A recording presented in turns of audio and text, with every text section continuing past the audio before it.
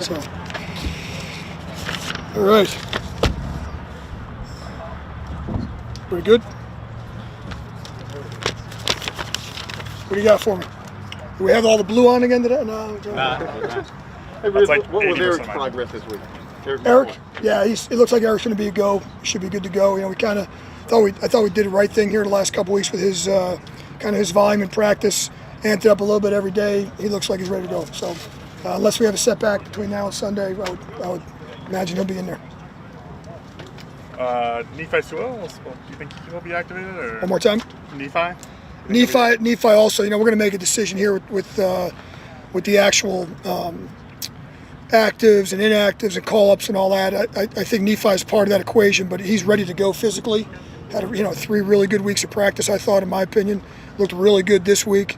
And so, I think Nephi's ready to go. It's just a matter of whether or not we're going to bring him to the game or not yet. But will he be added back to the active roster? I believe he will be. We'll kind of, again, we're going to make those decisions here, but everything's pointing to that'll happen, yeah.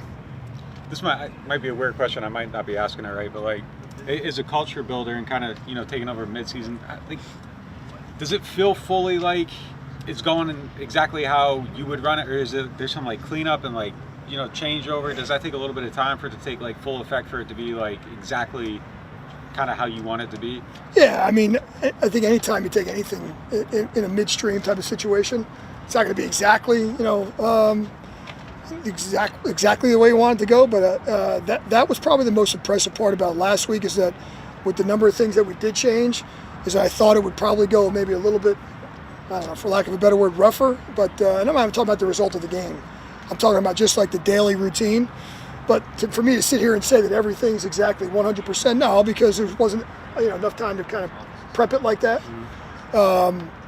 With that being said, I mean, you guys know we did make a significant amount of change, and so with that being said, I thought a lot of things are kind of like I mentioned the other day about the formula, kind of changing things around, and so it's a pretty good amount. So it's like, would it be fair to say there's like a fair amount of cleanup along with you kind of building what you want to do? Like there's a little bit. Yeah, like you said, I don't know if cleanup's the right word. I think that there's certainly some things that we're going to continue to add and delete, just like anything else. But I don't know if cleanup's the right word. I think we've got to clean up our play on the field. That's got to get cleaned up. But as far as like the peripheral stuff, we'll continue to add and delete as we go. Pete Werner had like a massive club on his hand. Did he practice with that, or how did that go? He did. Pete was a limited participant today. That's literally going to be a day-to-day thing. We're going to see how he responds tomorrow. That might be right up to the game decision. If I think I said the other day, Pete wants to play, and if he's physically able to play, and it's not going to do any more damage or anything like that to his current situation. So we're just going to literally take that right until we can. So I know in Willie's case he had surgery. Did Pete have surgery at all on his hand, or is that... Yeah, I don't want to get into all that. He's just dealing with the hand thing, and I don't want to go really through the specifics of it.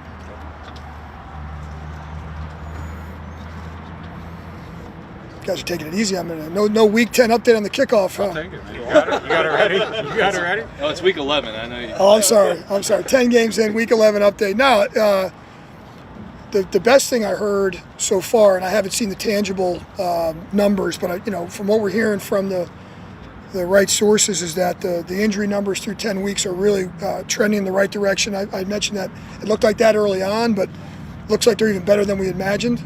And so, the rates continue to be right around what they were. We're just about double the return rate from last year, number of returns. You've seen a number of big plays. I think as the year's gone on, guys are starting to figure out the return schemes a little bit more. So like in the last few weeks, there's maybe been a few, bigger plays. So maybe that those start drive numbers have ticked up just a little bit. But all in all, I think we got to, I think if you had given me these results through 10 weeks, when we first started this deal, it's been a real big success so far. So very, very pleased with the way it's going. And we'll obviously tinker some things at the end of the year, but so far so good and all that. So. And I mentioned to you guys, the punt numbers are a little bit down, the field goal numbers are a little bit up, scoring's a little bit up, and so I think it's there's an overall positive effect for the entire game, which I think is a great deal. So we'll see how it finishes up. I do believe that we're going to spike up here a little bit at the end of the year with the cold weather games, and The return rates will go up. I don't think it's going to be dramatically, but I think it won't decrease in my opinion. It'll only go up slightly. So all positive. No, nothing negative to report. What are you guys looking to see from Mason Tipton over the next 7 games with kind of this opportunity he has? Yeah, I mean, listen, with all those young receivers, Mason included, it's a work in progress because he kind of got here's an undrafted rookie who missed a lot of time in preseason with an injury, so he really didn't have a whole lot of preseason games and reps. So I just really want to see the constant improvement. Here's a really bright guy with really good hands. It's the nuances of the game at the receiver position you want to just continue to get better at. The blocking, the route running. He hasn't had a ton of targets, so it's not really fair to put that on him. But it's been more of a game plan decision type of thing. But I think the player has a really bright future, and so again, he does all the little things right. You see this guy out here all the time, before practice, after practice, working with the quarterbacks, working on timing. So I think he's got a real bright future. Going back to what Nick was asking about, like the culture, when you interviewed for this job in 22, like how much of what you have on the field now, or like the setup of practice and stuff, is the presentation that you gave to Mickey and them? I think there's bits and pieces, of the way we're doing it. Like I just said earlier, it's hard to incorporate everything in the middle of a season. You're not going to, as much as I wanted to make things a little different, the wholesale changes are hard, because that takes time, and we didn't have enough time. We only had a few days. And so, but, some of the stuff we had talked about back then is just, there's definitely bits and pieces of it, but it's not everything. And like part of that process is like having probably a coaches list. What is it like kind of working with the coaching? I know you knew most of these coaches from your older role, but like, what is it like kind of working with just the coaching staff that? Yeah, that's been cool. I mean, listen, as a special teams coach, you're dealing with everybody, all the players and all the coaches. But now to have a little bit, obviously, more interaction, particularly with the coordinators, talking about how we're going to play the game out, how the game's going to, be played, the game plan stuff. So I wasn't obviously in as detailed that part of it. So, but listen, I as much as I praised the players last week, I got to praise the coaches too, because there was complete buy-in from that group as well. Because again, that's an easy thing to do. Is all of a sudden the head coach is gone and now guys got their eye out the door and their next job and all that. I haven't felt any of that whatsoever. I felt complete buy-in by the staff too. So that's been pretty cool. Rizzi, you gonna let Jahri Evans stay out at halftime, or he's got to come coach? I'm gonna tell you, he's a Saints legend, so he can do whatever he wants. Hopefully Jahri is. It's a great honor for him. Really, really happy for him. I remember back when he was a college player, a Division II college player, because I told you I cut my teeth in coaching in Division II at the University of New Haven, and so we used to play Bloomsburg all the time. So I'm a big Northeast D2 guy, and so to see what he's done and what he's able to accomplish from starting at that level is really, really impressive. So I'm going to let Jahri enjoy his day. He can stay out. You try to get him to New Haven at all? Or? Did I try to get him? Yeah.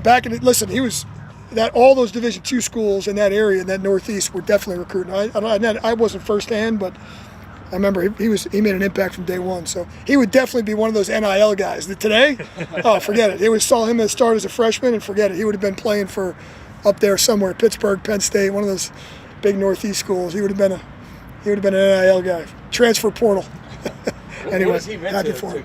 Coaching those guys this year? Like, what's he meant to those guys? Yeah, listen, the best thing Jahri can bring to the table is his experience, and so we have obviously some younger, less experienced players there, and I think that's the hands-on is what Jahri's best at. You see him on the field, you see him working with the guys. Here's a guy that's been in the fire. It's a little bit different when you have that experience, and not only that, he played at such a high level, so he could throw some film on and say, this is how I did this or we did this.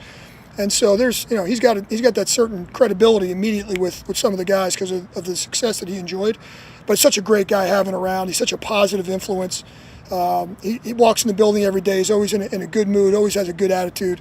I joke around when you walk in the side door every day. You have the choice to be Eeyore or Tigger. He's Tigger every day. So that's a choice that you make. So and so I appreciate that. And so my office is right next to his. So I have a lot of interaction with him every day. He's just a pleasure to be around, and we're happy and proud to have him. And we're proud of his success. You put any Rhode Island tape on for people? No, we don't want to put, especially the blocking part, the pass catching part, maybe not the blocking part. I had to ask that you brought it up. Do you have any strong New Haven pizza takes? Oh yeah, I got a lot of strong Northeast pizza takes, but now New Haven pizza, obviously Sally's and Pepe's, everybody knows them. But there's a couple of great ones up there. Modern Pizza, if you've ever been in that area, is really, really good. But people ask me when I go to New Haven, where should I go for pizza? And I'd say, honestly, you could go anywhere because every single place is good. Same thing where I'm from in North Jersey. People say, we're in New York City or New Jersey, should I go for pizza? I'm like, any place at all, just pull in, and you'll enjoy it. Same thing with the bagels and the pizza. Correct. Can't go wrong. So anyhow. Just curious, do blocking structures change with a guy like Erik McCoy coming back? What does he bring as far as like, do schemes change and stuff like that, or is it just well, the same? you know, you certainly can get more creative with a guy like Erik because there's so much he can do. He has very few limitations, and so when you bring in a backup at any position, you may try to simplify some things and not get as complicated. What Erik allows you to do is open up the whole playbook. You know, there's really nothing that the offensive line can't do with him in there. And so, without getting too detailed, you know, there's really, you know, we're not handcuffed or we're not, you know, hamstrung into anything that we can't do. And so, it opens up everything because, you know, in my opinion, he's got no limitations as a center. Thank you. Good guys, appreciate it.